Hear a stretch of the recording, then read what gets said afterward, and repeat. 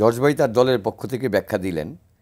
আমি ওই জায়গায় না গিয়ে কয়েকটা প্রশ্ন বলি। ধরেন যে আপনি তো শুরু থেকে আজকে যে পরিস্থিতি স্বাভাবিক হবে কবে, আমি একটু দুজনের সঙ্গে একটু ভিন্নমত পোষণ করেই বলেছিলাম যে খুব সহসা হবে না, কারণ প্রশ্নটি দার্শনিক এবং রাজনৈতিক। আমি খুব স্পষ্ট করে বলি, এর আগেও বলেছি। একটা জিনিস খেয়াল করে, আজকে আরিফ জেবতিক আছে গণজাগরণ মঞ্চের অন্যতম সংগঠক। স্লোগান দেওয়া হয়েছিল সেই সময় গণজাগরণ মঞ্চের থেকে যুদ্ধাপরাধীদের বিচারের দাবিতে আন্দোলন হয়েছিল। সরকার কিন্তু সেই সময় ট্রাইব্যুনালে আইন করে নাই।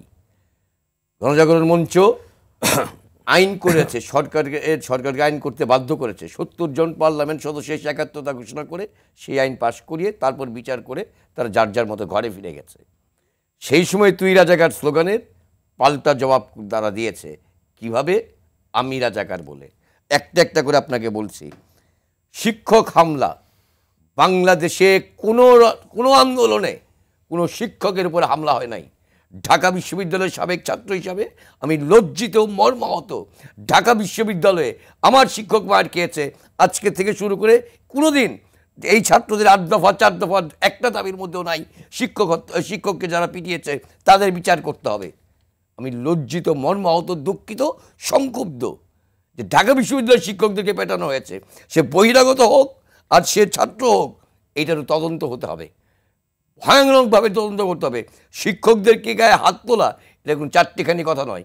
71 সালে অনেক শিক্ষক ঢাকা বিশ্ববিদ্যালয়ের রাজাকার ছিলেন, তারা হেল্প করেছেন পাকিস্তানি সেনাদেরকে। তখনও পর্যন্ত মুক্তিযোদ্ধারা ফিরে এসে বা 71 সালেও কাউকে হত্যা করে নাই, বরঞ্চ এই শিক্ষকরা অন্য মুক্তিযোদ্ধাদেরকে হত্যা করা, অন্য শিক্ষকদেরকে হত্যা করার জন্য কাজ করেছিল।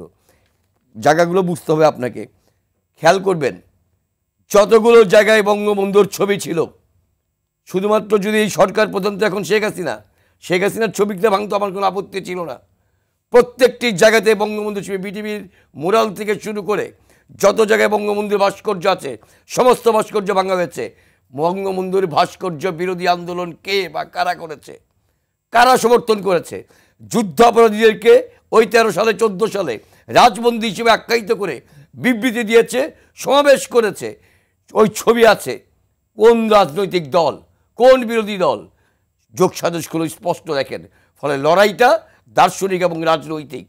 এই লড়াই কোনোভাবেই এইভাবে সলভ হবে না।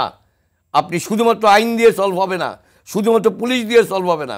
বাংলাদেশের পুলিশ খেয়াল করে দেখবেন। নজরুল কবির, ওই হারুন রশিদ আছে, আপনার কাছে একটা প্রশ্ন। আমি একটু শেষ করি হারুন ভাইয়ের আগে। বাংলাদেশের পুলিশ 71 সালে সর্বপ্রথম মুক্তিযুদ্ধে প্রতিরোধ গড়ে তুলেছিল। সেই পুলিশ বাহিনীকে 2014 সালে যেইভাবে মাথায় আঘাত করে মারা হয়েছিল, এবারও তাই হয়েছে। আগে কি পুলিশ আক্রমণ করেছিল কোথাও? আমি যদি আজকে বিনয়ের সঙ্গে আন্দোলনকারীদের প্রশ্ন করি যে শাহবাগের ব্যারিকেড যেদিন তারা ভাঙলো, পুলিশ কি বাধা দিয়েছিল?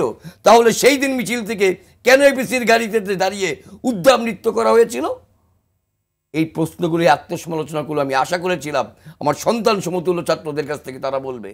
সরকারের অবশ্যই দোষ আছে, সরকার অবশ্যই ফল করেছে, সরকার অনেক দায়িত্বহীনতার পরিচয় দিয়েছে, কিন্তু পুলিশ বাহিনী শুরুর দিকে যেই ধৈর্যের পরিচয় দিয়েছিল, আর এই নাশকতার জন্য কোনো গোয়েন্দা বিভাগ তার দায় এড়াতে পারে না, সরকারও এড়াতে পারে না।